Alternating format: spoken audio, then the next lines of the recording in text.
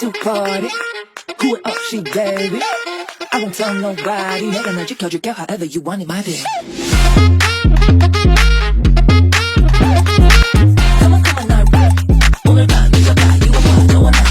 Hello and welcome to another episode of Navigating Teens with Hazel.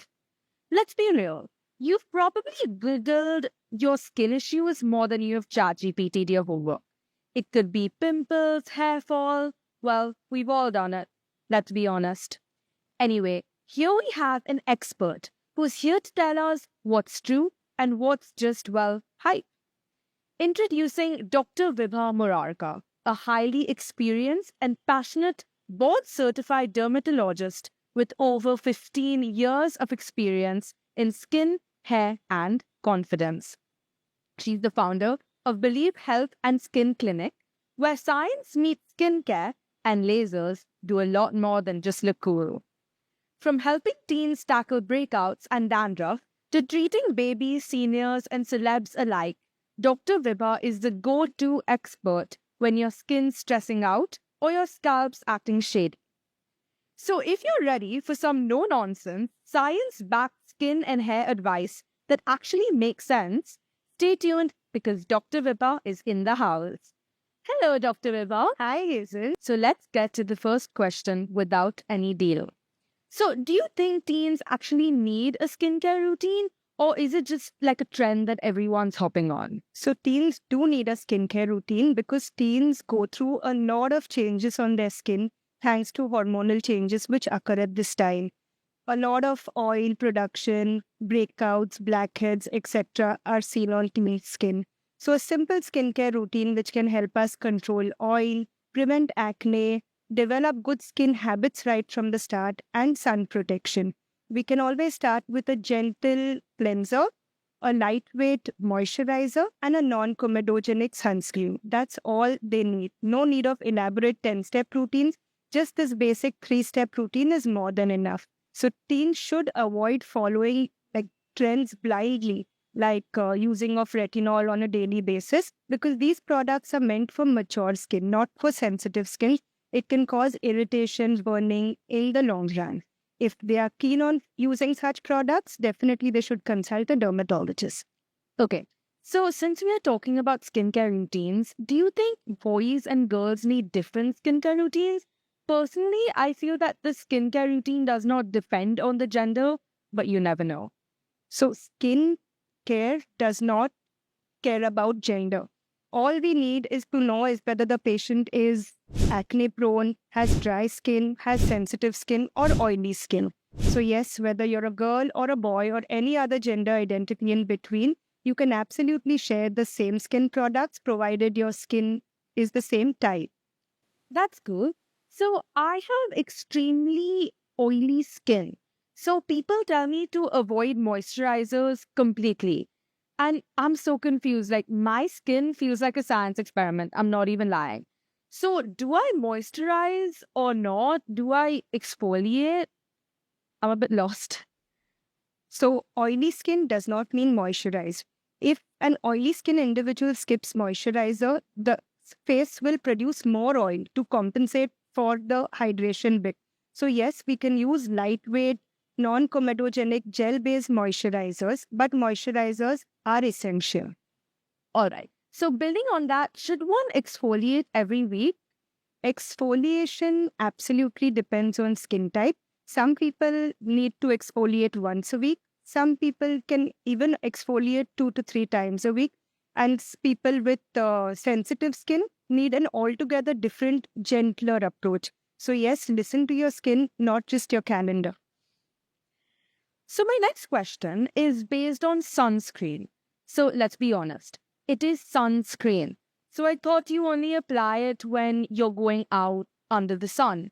But now people are like, you know what, you also have to apply it indoors. So is that true? You absolutely need to. One, even the infrared rays from the screens that you all are on these days so much can affect your skin. Second, UV rays penetrate through the clouds also. They can penetrate through your tinted car glasses also. So there's no escape from them.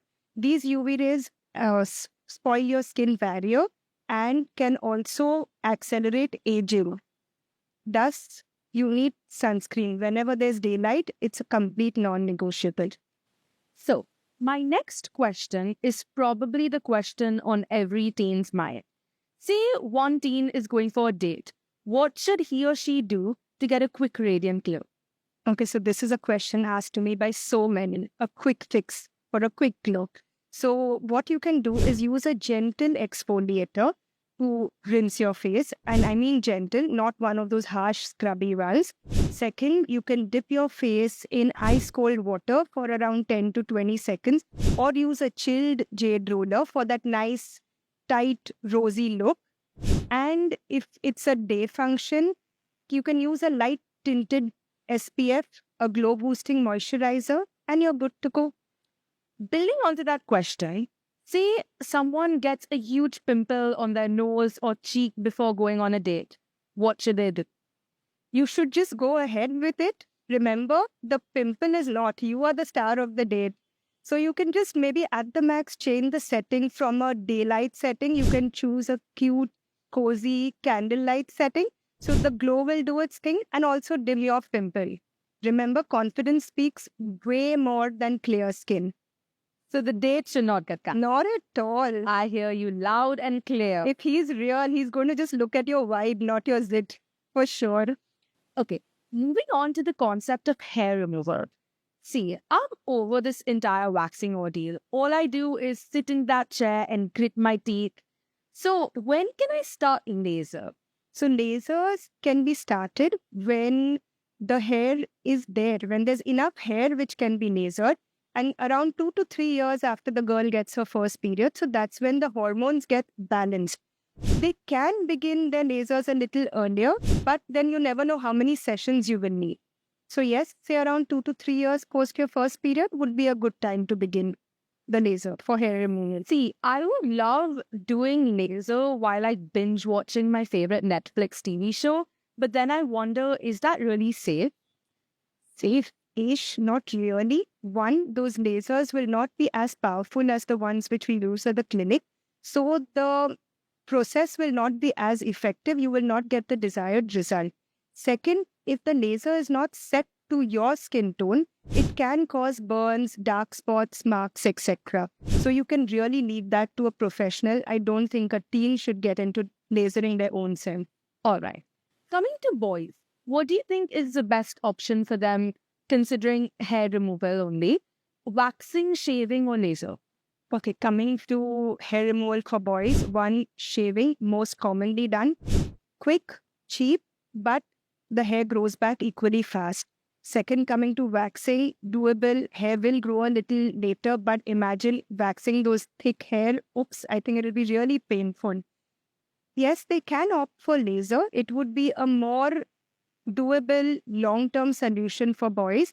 But as I said before, the same which I said for the girls before, you will have to wait for the boys also to be well 2-3 years into their puberty. And yes, they need to do it under a good dermatological supervision. All right, since we're talking about hair, I think one of the most depressing things that happens in your teenage years is like hair thinning. Because come on, you can't even style it then. So what do you do when your hair starts thinning? When hair starts thinning, there are lots of things to do because hair thinning is a multifactorial game altogether. One is a lot of stress leads to hair fall, thinning, a lot of vitamin deficiencies, vitamin iron, B12 deficiencies, and genetics, hormones, all of these things play a role.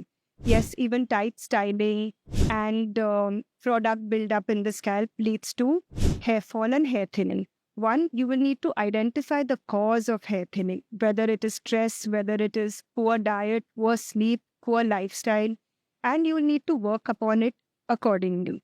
If it is due to any of these vitamin mineral deficiencies, a blood test will have to be done and they will need to be treated for it. Only when you can figure out the main cause can you treat the hair thinness. Considering boys use a lot of paraffin products for styling, is that good for your hair? So paraffin is this sneaky little ingredient which is present in a lot of hair products, especially for styling gels for boys, which adds gloss and shine to the hair. It's not really bad. It becomes bad when they do not wash it off properly. The thing is, it gets built up in the hair if you don't wash it off properly. And this leads to, scalp health disruption, leading to dandruff, itchy scalp, etc. Totally agree. If you wash it properly, you can definitely use it. Totally agree. So moving on to the fun segment now. Myths or facts? So I'll state a statement and you can tell me if it's a myth or a fact. Chocolate or sugar gives you pimples?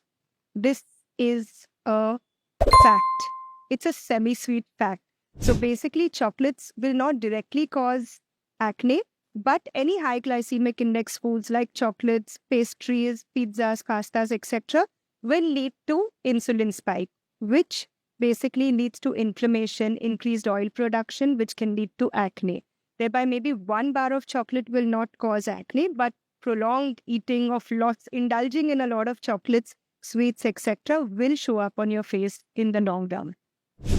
Teens' favorite perfumes, like Sol de Janeiro, contain no harmful chemical. This is a big myth.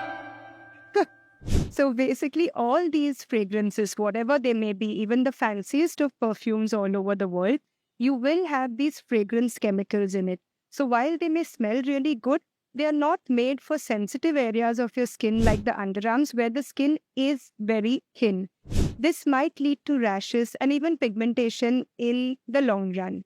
So yes, you can definitely use it maybe on your clothes and your pulse points, but not in your sensitive areas like your underarms. Frequent laser treatments can cause skin cancer. Not at all. So the laser is basically controlled light energy. And this light is not the light which can do any sort of DNA damage or cause skin cancer. You'll be surprised if I tell you that the UV rays from the sun are way more harmful than the laser rays which we use in the clinic. But yes, if you get a good person to do your laser, a good doctor who knows his lasers well, even multiple sessions are very safe. Toothpaste can zap a pimple overnight. Toothpaste can zap. This is a fact. Yes, it will dry out your acne if it's a pus-filled acne. But at the same time, if it's a harsh one, it can lead to a nasty mark on your skin the next morning. You will never have a hair fall or gray hair if you oil your hair every day. This is a myth because hair fall and gray hair are due to genetic, hormonal, stress-related factors. Oiling of hair is just an external factor. It's not going to affect either the hair fall or the graying of hair. SPF 100 is twice as protective as SPF 50. This is a fact, but it also depends on the amount of sunscreen that you would use. If you use minimal SPF 100, it may not even give you protection equal to SPF 30. Blow drying your hair can damage its roots. This is a fact because excessive heat will lead to damage of your hair follicle. And for this, you need to use heat styling sprays. And the hair styling should be kept to a minimal, only when you really need it for good occasions, etc., not on a routine basis. So what's the weirdest thing your patient has ever done for a radiant glow? One of the weirdest things that I have heard, this young girl who came to me, she had taken a lot of Doritos, crushed it in a bowl of yogurt and scrubbed her face with it for this something called as a viral nacho glow. It really threw me off the chair. It was hilarious. The way she explained it to me, she actually came with a skin rash post that. This Loki reminds me of one of my friends who tried this viral turmeric glow. So she put on a DIY turmeric face mask and she came to school looking like a walking highlighter, like she highlighted her face or something. And that is when I realized that we cannot trust social media blindly. It can drive you crazy. Failed. All right, Dr. Murarka, that brings us to the end of this episode. Would you like to give a piece of advice to all the teenagers watching the show? Sure, Hazel, would love to. To all my teenagers watching this lovely show, remember that acne, pigmentation, pimples is all normal. It's a part of growing up. The flawless celeb skin which we see online, it's all about makeup, good lighting, and sometimes plain simple filters. Even celebs have bad hair days, acne, pigmentation issues, etc., which are just not highlighted nor they posted on social media. Remember, all that matters is how you feel about yourself, how you treat others, and how you bounce back, how you love yourself even when no one is cheering. Just stick to a simple skincare routine, a healthy skincare routine, and stay consistent and let your inner glow, your confidence do the talking. Thank you for being such an amazing guest, Dr. Murarka. It was such a pleasure being here chatting with you. You've brought so much value to this episode. Thank you. Before I drop the mic, here is an afterthought. Confidence is not in the bounce of your perfect hair. It's not in the six packs or the brands that you wear. It's when you show up when others would hide. It's when you fail but still try. It's when you cry and not lie. Confidence is not when you win or when you're right. It's when you show up after every fight. Confidence is when you believe in yourself, your skin, and your uniqueness. Thank you so much. Remember that the primary rule is that we listen, but we don't judge. Till then,